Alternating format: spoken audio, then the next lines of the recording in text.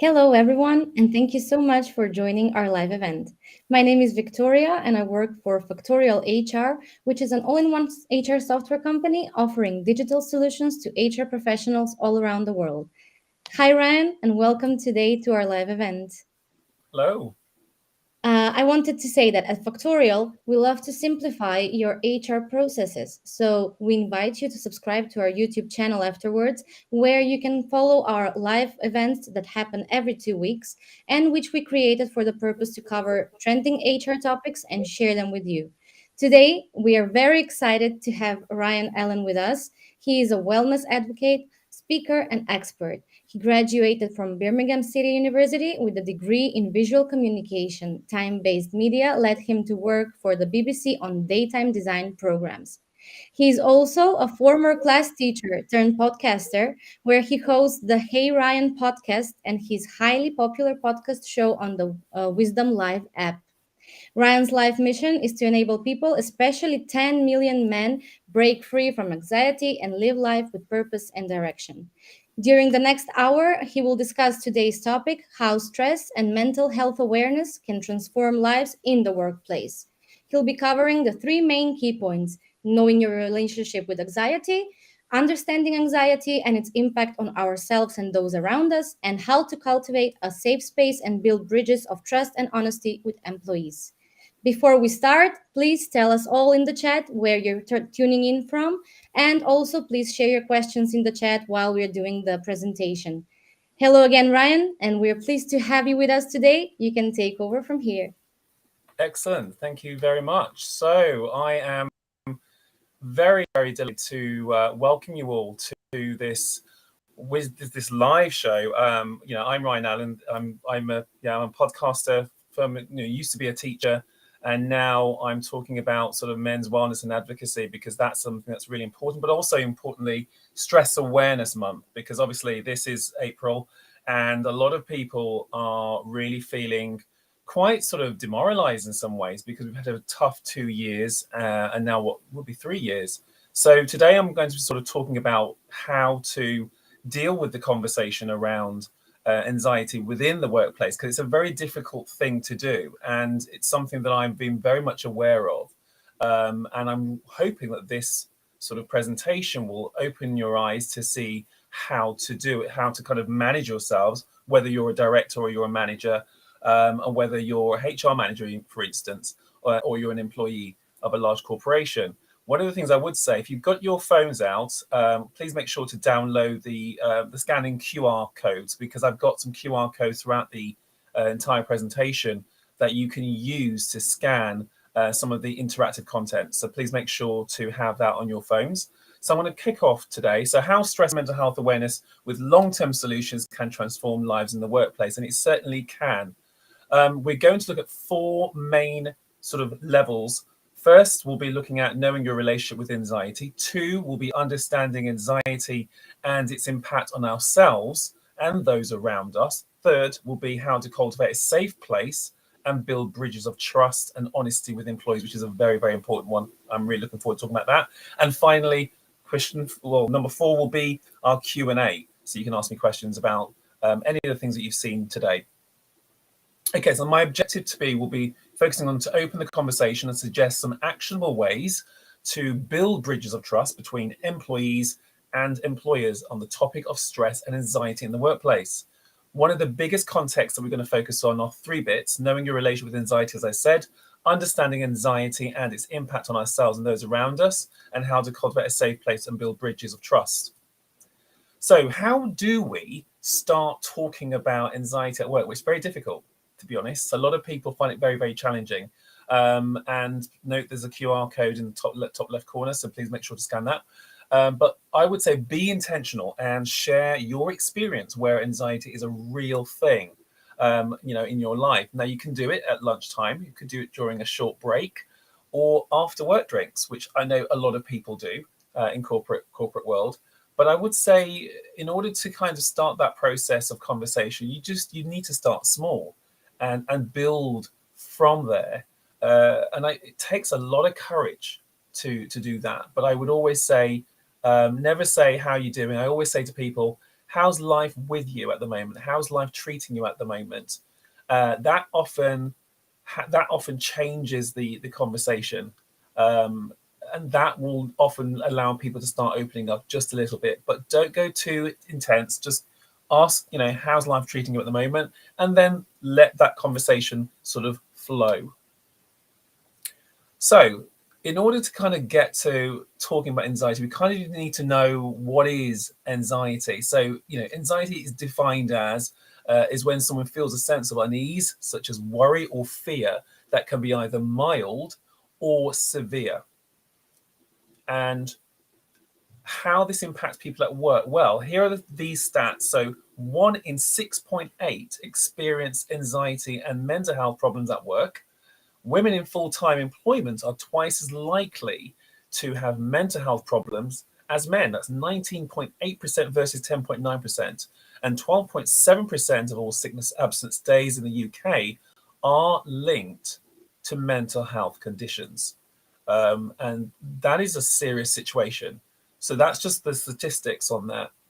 So what's your relationship with anxiety? I think the first thing we need to be asking ourselves is, what is your relationship with anxiety? And when I say that, what I mean is, do you feel awkward if someone were to say to you, if you're a manager and your employee said, I'm having a really, hard time at home, life's really challenging. How would you sort of deal with that? If somebody was having a moment where they were just feeling really burnt out and they were feeling very, very stressed, and certainly not in the way that they normally operate in the office, how would you react to that? How would you manage that? Because this is the sort of thing that I know for sure is an issue. When someone is speaking up about their anxiety to someone who's at a senior level, there is almost sort of, oh my gosh, all right, okay, so what should we do? Go into the other room, and it starts to become a kind of an awkward thing. So I've kind of listed a few things here, sort of rather, stay quiet. So that would be someone who is feeling quite anxious because you've got anxiety. You might be thinking, what will they say? That could be one of those questions, or not sure how to start the conversation because you feel awkward, or you just feel, or you're trying to control your nerves because you think that if you can manage your nerves and nobody can see. But that's not true at all. People can see when you're anxious, and you want to open a chat but feel exposed. So there is also an issue here that a lot of people in the workplace and the office place don't want to say anything because they think they're going to be judged on their ability to do the job. And this again is another point that I wanted to mention. And some of you might be screaming in your head. You just want to talk to someone, but what about my boss? The worry is, what are they going to think of me? What are they going to say? And that's the reality, that many men and women are fearful their job and ability to do it will be questioned. Now, I know there's certain companies who will frown upon someone sort of sharing or oversharing, which is often the words I hear often. And there's nothing wrong with someone just declaring that something is wrong. Or, if you're an employee and you're feeling quite stressed out, you shouldn't feel that you can't. And if you're a leader you're a line manager and your employees never speak to you about their lives at home, if they never share anything about themselves other than what they're delivering on target for the month or for the week, then there's something clearly quite not right with that relationship between your employee and you. And I think it needs to be that we need to look at different ways to approach it. But you certainly, with the statistics, as we have just mentioned, it's clear there is an issue, and it's not going away anyway anytime soon. So I think we need to be open about that. Directors and HR managers, how do you cope with anxiety? It's a reality that many men and women are fearful their job and ability to do it will be questioned. So therefore, as a director or as a manager, how would you deal with your staff coming to you? Now, I've got a photograph here of a manager who is sitting amongst his staff and they're smiling. But, when people are sharing their anxiety, often it doesn't look like that. So how do you cope with your own anxiety, with the level of work that you've got to do and the priorities that you've got to focus on? How do you deal with that? Because if you can't deal with it, then how are you able to help others deal with anxiety as well? I think it goes two ways on that point. Understanding anxiety and its impact on ourselves and those around us. Well, if you're carrying anxiety, you're going to feel frustrated for sure. You're going to be worried if anyone can see that you're walking with anxiety. Often is the case that you'll probably you might take your anger out on the staff if you're if you're an employee or a manager, whatever. I think it's important that you don't bury the issues that are deep within you. And also, I wanted to mention that those who suffer from anxiety form unhealthy eating habits as well as drinking habits, and often feeling tired, drained out, and not able to kind of feel they can or even be motivated to do the job. And that's something else that I wanted to mention. Now, our heads are down. This is someone who's just completely demoralized. Now, I might be overly exaggerating this. If somebody did this in the office, it probably would be called upon very quickly and dealt with. But I do think anxiety can impact any of us, and it will affect the way we work in the office. So we've got to find a way to deal with it. Now, some of us I speak to some people who in management say, well, how do I spot when someone is going through anxiety? How do I know? Well, this is not concrete, but these are some of the few sort of areas that I've noticed. Missing deadlines is often one of them. Mishearing the brief that was mentioned in a staff or briefing, and appear disinterested or less committed to the role. These are some of the ideas that are coming through. This was gathered from mentalhealth.org.uk, just to make you aware. What causes the anxiety to increase at work? Well, there is this sense of the fear of redundancy. Obviously, we've just gone through COVID. A lot of people are living, hybrid workflows. Sometimes people are fearful of redundancy. They never know when the company is going to fold or whether they're going to stay sort of consistent and strong. They don't know that. That's one of them. Long hours at work can also cause stress and increase stress within employees. Challenging targets. Now, of course, I remember many moons ago when I used to work in sales. That was way before I did teaching. And yes, sales targets were hard. You had to look at your KPIs and all the rest of it. I remember that very, very well. Also dealing with difficult customers, that can also be. But I do think the fear of redundancy and the long hours at work are often the two that are quite prominent out of the four there. Now, at least, as I said, 1 in 6 workers experience mental health, anxiety and depression at work. That's a serious figure, 1 in 6. And that was taken from the Workplace Mind, mind.org.uk. That's serious. So what is the solution? Because as much as we're talking about anxiety, what is the solution? That's the key thing. What is the solution? Well, firstly, I think talking to staff in small groups and having one-to-one, meetings regularly. I underline that because I think it's important that leaders, line managers are having these group conversations the same way as you would have a briefing, but you need to relax it. So you're not in your, suited and booted. I would probably say if you're, your tie, suit and jacket blazer person, then perhaps it might be a good idea to take the blazer off and roll your sleeves up and just kind of loosen the sort of experience of the conversation, because body language, the way we dress, can also kind of add to the anxiety of staff, particularly if they see someone who just looks extremely corporate. It can make people feel uneasy and literally unable to talk. I've seen it before, and sometimes I've literally got my sleeves rolled up today. I would probably talk to a member of staff in this way because I think it's more relaxed. And so that's just something to bear in mind. I've also got a sort of a symbol on here called the Bridge Build Workshop, which is one of my workshops, which is specifically tailored to bridging the gap between employees and managers around the conversation. And it's something that we're looking at doing with more corporates. Okay, so or invite third-party organizations into your company to have workshops. There are lots of companies out there that do this. So mine's not Bridge Build, which is mine. That's one of them, but certainly it would be a good idea to find long-term solutions. Long-term planning needs to be put in place in order to kind of build that bridge between the conversation around anxiety, because there is still a huge gap, and something needs to be done to support that. And obviously starting that conversation is where it all starts. Start the conversation. Now, I did mention about building bridges of trust, which this one is very, very important. This one has a little bit more slides than all the others. And the problem that I'm seeing, the issues that I'm hearing, is that a lot of employees just don't know how to even begin that conversation with their manager.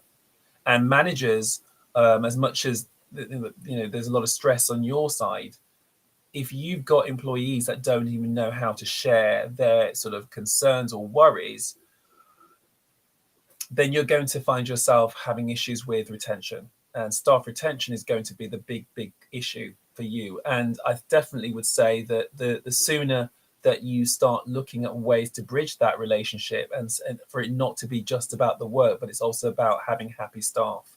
And one thing I wanted to talk about was building bridges. Now, I like the bridge in San Francisco. I love it. I go to San Francisco all the time. And, wow, it's amazing bridge. Love it. But how do we start to build bridges? I think the first thing is empathy. You need to have empathy with those who you have realized are struggling. Some of them could be going through a divorce. That happens. People are going through a separation. That happens. And I think if we pretend that it's just not happening, or we give a sense that it's just not good enough, or whatever it may be, or not good enough. But I would say that you feel awkward about having that conversation in any capacity, whether it's literally over the photocopier, whether it's in the staff room, wherever it is, then that means that I would suggest that you talk to someone about it, because staff need to see leadership, it not just from a business point of view, but from a human point of view as well. And empathy is vital. Employees want to be valued. They want to feel listened to. They certainly want to be seen, not just seen for the things that they do for the business, but to actually be seen as a human being, and to have normal human conversation, normal chats about how was your weekend, what were you up to, and then talk about what you've been up to, just to be able to bounce that conversation around. And if it even if you find it a bit difficult, then maybe you need to role play that in private with with those who you think are going to be best. And I certainly do role plays with people who really want to kind of understand how to collaborate and talk around the conversation about life, and then also particularly about anxiety, because we can all talk about what we did at the weekend, but I think when someone's going through anxiety, whether it's a work issue or whether it's a family issue, it requires a lot of care and consideration about the language that you're using. Now, the definition of empathy is now the ability to understand and share the feelings of another. That is really important. If you are going to change the narrative, if you are going to impact your organization, or if you're an employee working for an organization and you're going through anxiety, then it's important that you feel that you're seen and that you're understood, and that someone can understand where you're coming from. Any manager that can't see where someone's coming from, or whether you're an employee and you're speaking to another employee, you've got to be able to see it from both sides of the spectrum. And the statistic here is 60% of employees. This is an interesting one for particularly for HR directors and HR managers. 60% of employees are saying would recommend a company to work for if they actively prioritized mental well-being. Only if they prioritized it. So if they didn't prioritize, then that percentage is going to drop further down. So there is a really important benefit to encouraging the conversation to be very open and very strategic and very transparent, and not seeing it as sort of a mini project for 1 month, because obviously April is the stress awareness month. I think it's also important to recognize that this is a long-term strategy. It cannot be done. It can't be changed overnight. And all of this ultimately will change the culture within your organization. And also for the employee, it will change the culture for you and make you feel happier that you're able to share, and encourage other people to join the company because they're supporting your well-being and your mental health, which shouldn't be a strange thing. It should definitely be something that's very common. It isn't common. I do know companies at the moment that do have conversations around mental health and do many strategies to support their staff, and they do a grand job. But there is still a number of companies that are still not doing it, and that needs to be looked into. Now, of course, when you are building bridges, you feel great, and staff feel happy, they feel excited, and decisive leaders, I always think, can change company culture. They can, if they are focused on the main priority. If a business is going to flourish, it needs to flourish with happy employees. If a business is going to scale, it will need to have strong employees who are able to feel happy, feel excited, feel liberated in their company that they work for. And it takes clear decisions and making those decisive decisions to change the culture. And culture is paramount. The one reason why many people sort of depart and leave companies is often because of company culture. And that is something that happens not just in companies, but also, I certainly know in schools that there is also culture. And those are sort of things that define whether people stay or go. So that's something to mention. I've got some statistics again, because the statistics are really important. 80% of CEOs believe poor mental health negatively impacts people's productivity. And that was taken from the Forbes Online, an article called "It's Time for Companies to Focus on Helping Employees with Their Mental Health and Well-Being." 94% of CEOs have received mental health support themselves over the past year. And that's themselves. So that's March 26th, 2021. That's last year. So that's 94% of CEOs have received mental health support. That must be even more now, because we're in 2022. I suspect it's gone up by maybe 2 or 3 more percent by now. Now, I really wanted to share this because I was looking at sort of office spaces, and I'm sharing this because it's not just about having the conversation with your employees, and it's also those who are employees, is not just about sharing your thoughts and what your worries, but it's the environment.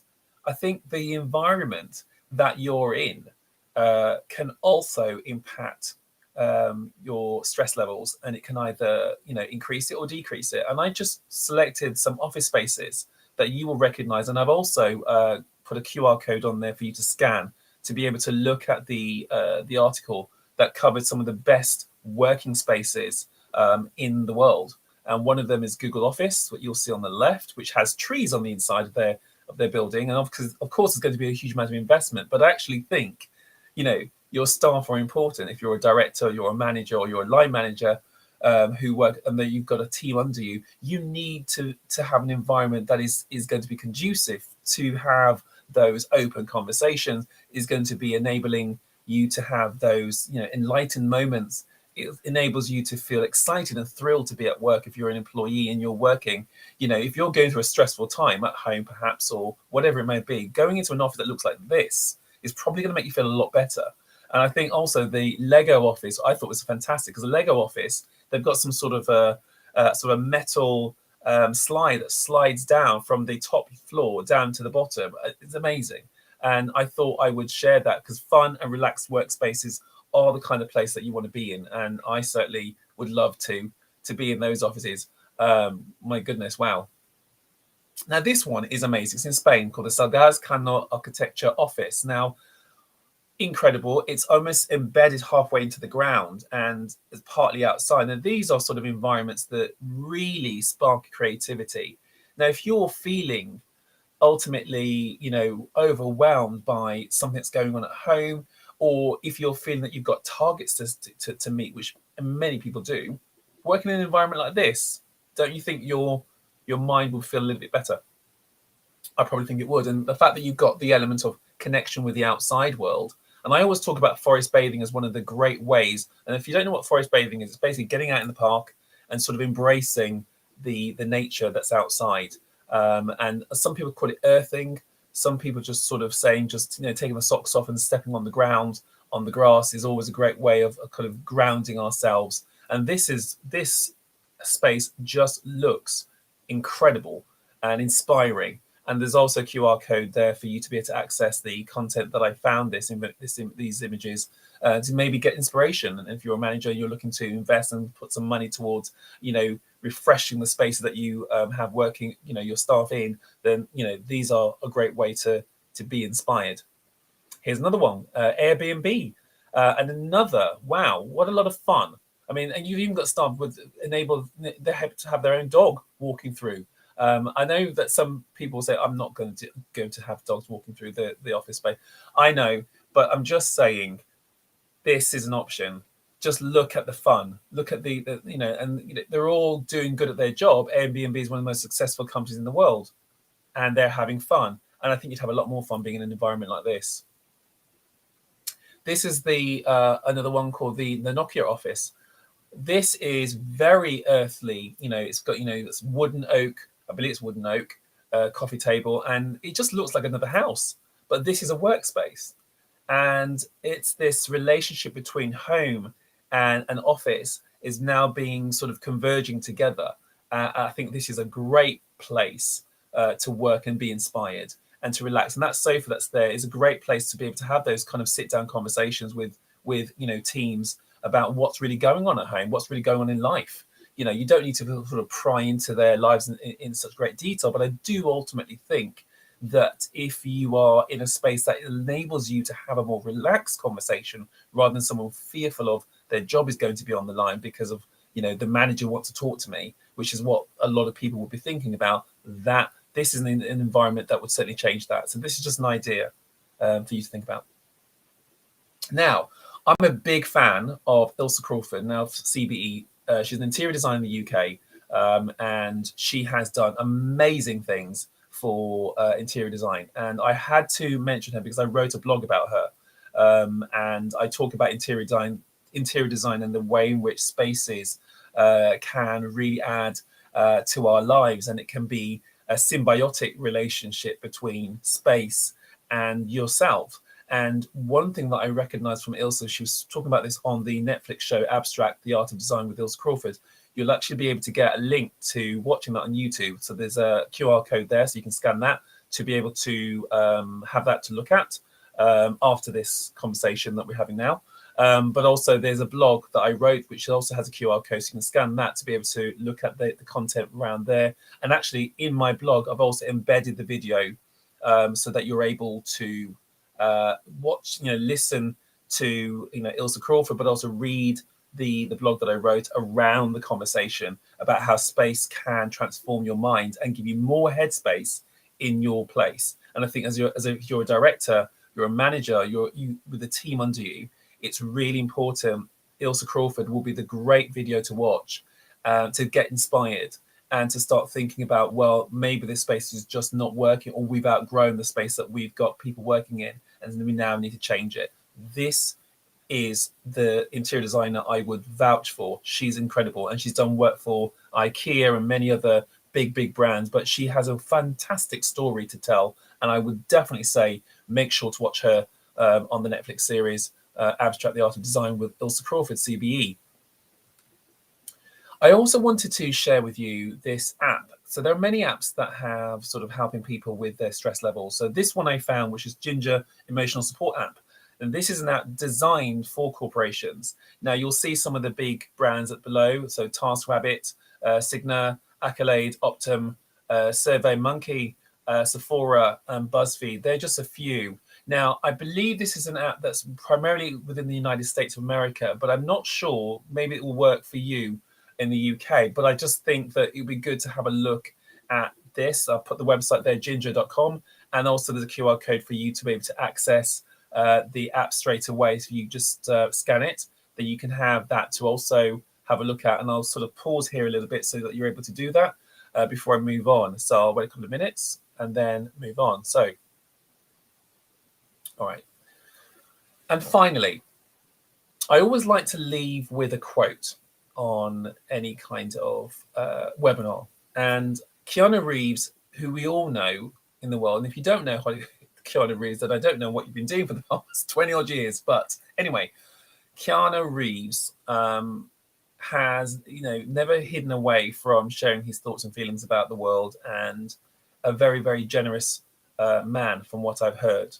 And he says, every struggle in life has shaped you into the person you are today.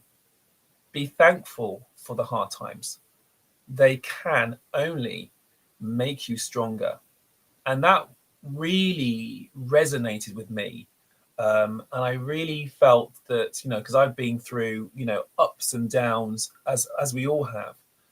But I've always recognized that I'm stronger for the things I've gone through. So no matter what you're going through, if you're an employee, and you're going through anxiety and you've been hiding it for a long, long time, I hope this quote will be, some comfort to you, because times are changing. And as being a men's wellness advocate and an advocate for mental health generally across the UK, I've been on Times Radio regularly with Kate Borsay for her late night show called Time for Your Mind, and I've talked about this with Kate live, and we all need support. But I thought this particular quote really would resonate with you, with those watching right now, however many of you are here today. And I hope it really, supports you on the journey towards, separating yourself from anxiety and be able to have those conversations without the fear of judgment or a reflection on your ability to do the job, because it has nothing to do with your job. It's to do with you, and you matter. Your mind does matter. So I am the founder of the Bridge Build Workshop. There is a QR code on the top right. So please scan that so you can learn more about the Bridge Build. And just wanted to say as well that obviously anxiety is a tough conversation to have with people. I get that. I understand that. And if you're a manager, I know that you've got a job to do, and I know you've got a number of targets to hit, personally and for everybody else. But if you've got staff that are unable to open up about anything to do with what's going on at home, or they feel so fearful that there's going to be repercussions, that needs to change. I certainly know I'm starting the MATS conference, which you'll see the logo at the bottom left, MATS conference live stream, which is all about men's mental health, but also mental health in general, to motivational conference.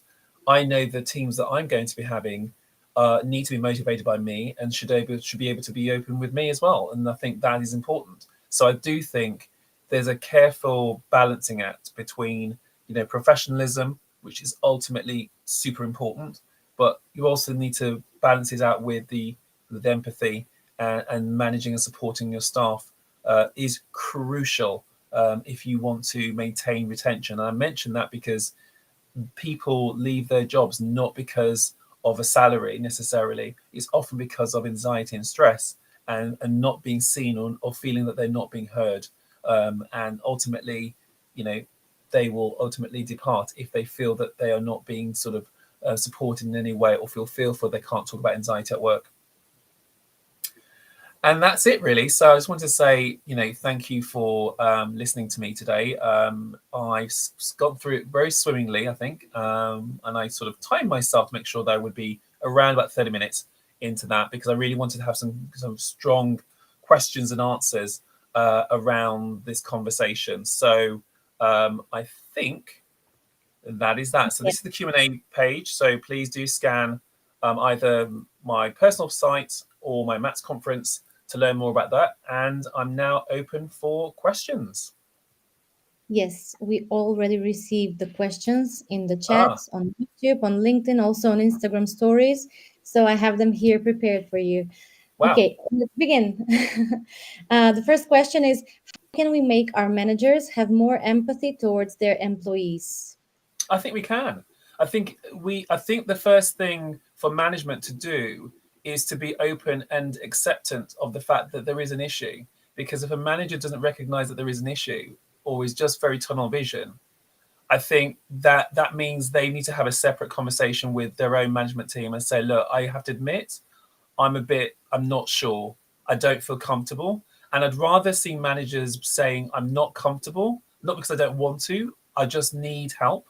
I don't know how to have this conversation with the staff because I feel awkward and my body language comes across as quite negative. So I think management need training first.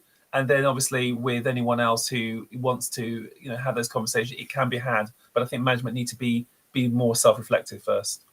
Yes, and they should also train their communication skills as well, I think. I agree. Yes. Absolutely. Okay, and another thing, it says, agree with everything you say, but companies are restricted with budgets and time. What is the one thing you suggest prioritizing?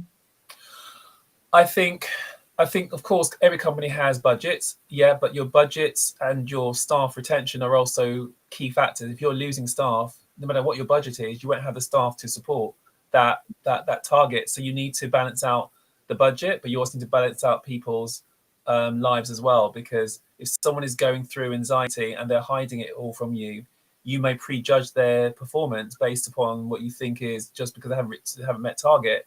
When actually, if they felt listened to and heard, then perhaps they would then their targets would be hit. And I've seen it before because I've been in that situation many, many moons ago when I used to work in corporate. That I remember I was hitting targets. I mean, I was bringing in 500,000 every week for American Express, and I did that because I was listened to, I was heard, I was recognised. And if I had a bit of a low point with at lunch break, somebody would say, "Look, let's have a chat. Let's talk about it. Something's not right. Something's not okay." So I think there was an intuition, and I think you need to balance. You need to have an instinctive view that people are going through challenges, and not just see it as, well, we've got a budget, and therefore that means that we can't do anything else for someone. I think we need to be really mindful that anxiety matters and people matter as much as budget. Exactly. I agree with you totally. Yeah. And we have two similar questions on the same Okay. topic. Yeah, the one question is, how can we persuade old-fashioned managers to create more relaxed workspaces? Yeah. Old-fashioned managers. Okay. I need to be kind to managers. Okay, everybody comes from different generations, so the first, I think the first point would be to collaborate with all the teams, all the staff, all the and come together and just say that we want to propose an idea to you. Get together, propose an idea, do the research, plan something really, really good, almost like a presentation that you will be doing for a business, or getting a new account. Make it like that and say, look, we really think it would help if we work together to change this environment. It's just we don't think it's conducive for us, and we think it's impacting our mental health and anxiety. Would you look at this and start to let's discuss this over the next weeks, to see what can be done in the short term, and then in the long term roll out to something much wider. I think they'll take you more seriously regardless whether they were old fashioned or not. I think it would be quite important to be gentle with them, and come across with a strategy and a solution, because managers always want to see a strategy, not just you saying it from an emotional point of view, but also with a plan of action that they can look at and step away and have a look on their own. Because I think they'd appreciate if they saw someone go to such lengths to portray an idea to them that they wouldn't ignore it. Yes, managers should be more open to ideas. And we come back to the communication part as well again. So Yes, communication is crucial, of course. yes. Okay, another question. How to balance care and understanding with the employee with the control of deliveries and quality of work? Okay, that's quite a double barrel. Can you repeat that question again so I can just kind of Yeah. unpick that a little bit more? How to balance care and Yeah, understanding with the employee with the yeah. control of deliveries and quality of work? Okay. I guess when you have debriefing times, so you've got debriefing times all the time within companies. I think you have to choose your conversation in different spaces. If you've got spaces that are really open planned or outside, I would probably say have a day where, or half a day that you're outside, or at least 1 hour, 2 hours where everyone's outside having this Mhm. conversation, because they're going to have that whole almost nature connection. When you're talking about something like this, you can still talk about business in a park. You can Mm, still go into a park and sit down and have lunch, and then say, we're not going to go back to the office. We can stay here for another hour if that's okay with everyone else. I think a lot of people will be surprised and say, wow. And you still have business and you can yeah, still talk in the park. I don't see why we need to be so sort of held in the confines of an office space. The building doesn't make your people. The people exactly. are the ones who make your business. So if you prioritize them, you can have a happy, excitable, group that are, and then you're going to have the balance between, working and also play. Because I think happy, happy and confident employees will do the best job for you in the office. And I think, that's just a careful balancing act. But I certainly think you can do it with that kind of strategy. Yes, I agree with you. And Another question says, Yeah. what do you do if you feel like your efforts and the need for a break is not recognized? Okay, then that's a sensitive one. Yeah. Okay, so the first thing I'd look at is who is making you feel that way is key. And I do think, from HR point of view, because people get quite scared of HR, they just think, oh, HR are like, they're not on our side, and that's not true. I do think that companies need to tackle that. I think it's important to share your grievance with someone that's trustworthy.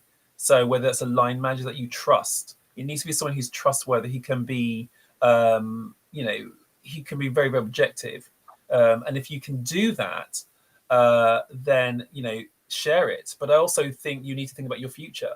If you're trying to share your thoughts and it's not being received, and it's consistently happening, and nobody's doing anything about it, then I'm afraid you've got to decide maybe this opportunity that you're in at the moment needs to change, and have a sort of a short term, exit plan, um, to go forward, because your mental health matters. And I think if someone's not going to see it or even acknowledge it, then you need to think of those two options. But I would certainly think about the grievance, and do it in a way where HR often will sit you down with the other person and say, look, I think there's a bit of an issue here. Let's talk it out. That can be sort of the bridging the gap. But it's important that at the top level, leadership need to recognise that if there are people in the company that are not taking it seriously, or there's been things that have been said that gave the idea that they weren't listened to, then that's for the leadership to tackle, because leadership are the only ones who can change the culture.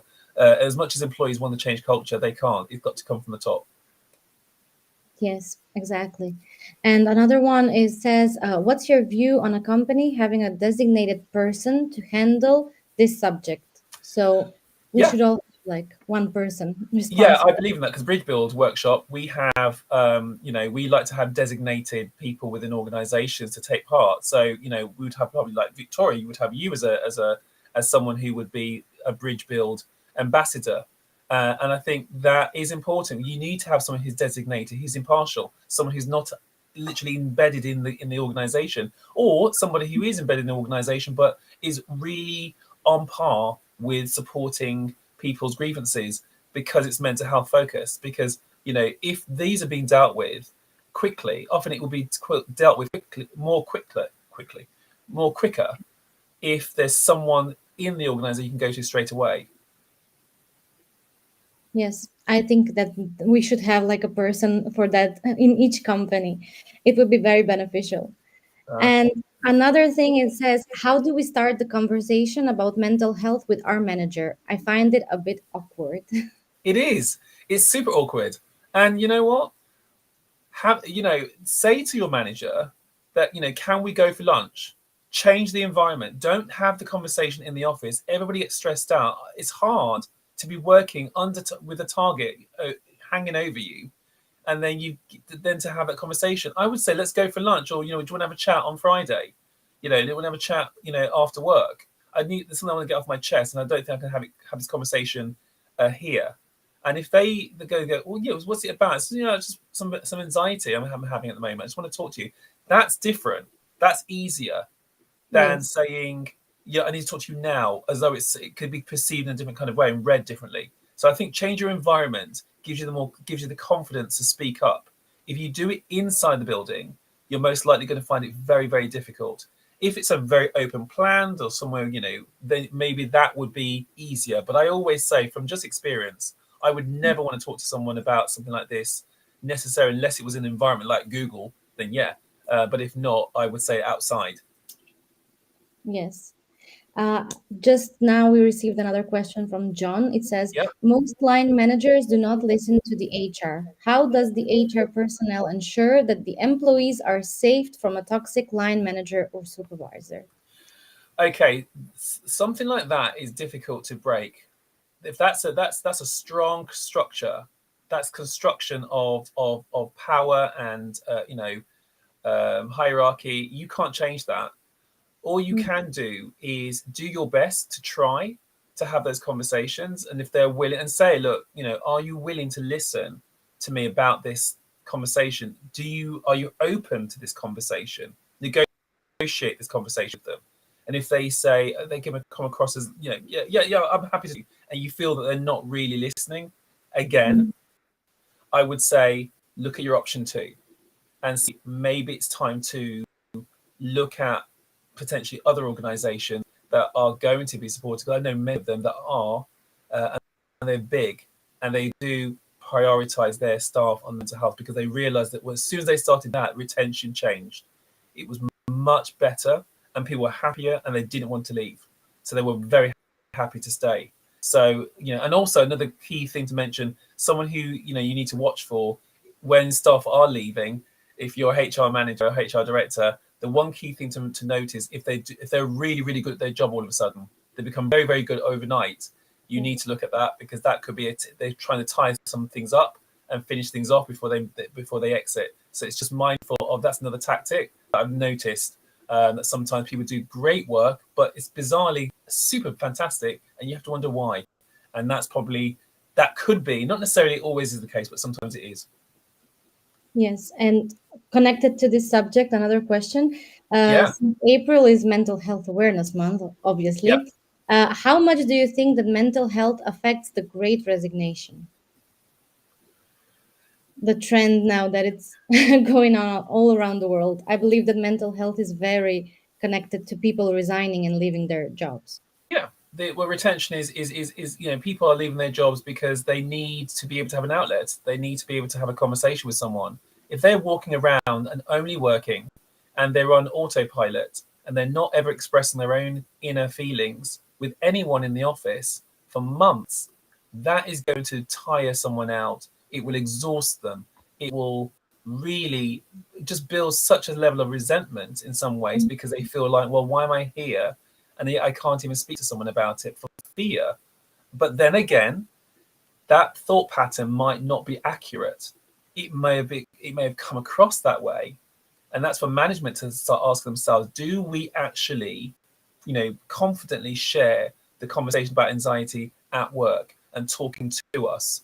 And if they're not doing that proactively, then there's no wonder why someone would think that the best option for them is to resign. And resignation is an awful time because some people just didn't see it coming. And I think, to be honest, you've got to start having intuitive eyes. And I also think it's a good idea to have people coming in to do sort of body language assessments, to be able to analyze the body language of employees to see whether or not there is anxiety going on, because you just can't tell unless I can tell. If I walk into a room, I can tell within minutes that someone is feeling huge amounts of anxiety. The way their language, the way they look at me, the way they say things, I can feel it straight away. I can tell. But that's a very careful skill I've got. But I think you need to do something, because resignations is awful, but it happens all the time. That would be very interesting. We can try it maybe some other time and I we think can so. try and test it on me. I feel anxiety or not. Well, I think should I tell you on this live? I don't No, mind. no. I think at the very beginning, I could say you feeling a bit anxious at the very beginning of the introduction. I thought there was a little bit of a bit anxious, Of and course, I could feel that. But certainly, as soon as we started to talk, that everything kind of got better. But I of do course. sense from the questions I'm seeing in the thread, there's a lot of people that are just. There's a lot of. I've seen the word toxic line manager, supervision. I'm seeing that. I'm seeing a lot of people. Charlotte, Victoria Evans. Yeah, she said, thank you. This has been extremely useful and inspiring. Yeah, hands up. So thank you for that. Any Yeah, other questions? we received a lot of comments like that with thank you, and this has been very helpful. So I think that we should wrap this up because we were Yeah. speaking like 15 minutes now so far. Thank you so much for your analysis of me. So of course, at the beginning there is always like the positive, nervous thing going on, but it goes away, of course. And I wanted to thank you so much, Ryan, for your wonderful presentation and for all of your responses to these questions. I really enjoyed this discussion. And also, thank you to everyone who attended this live event. In the following days, we'll send you all the materials, the slides, the videos, the resources that we will prepare for this webinar. And for more HR events like this one and other videos connected to human resources, Please subscribe to our YouTube channel and stay on top of all current trends. You can also join our HR community where you can continue discussing this topic with HR professionals from all around the world. And also, don't hesitate to add me or Ryan on LinkedIn for any further question or doubts you may have on this topic. Thank you so much, Ryan. Thank you very much. Thanks for having me. Thanks.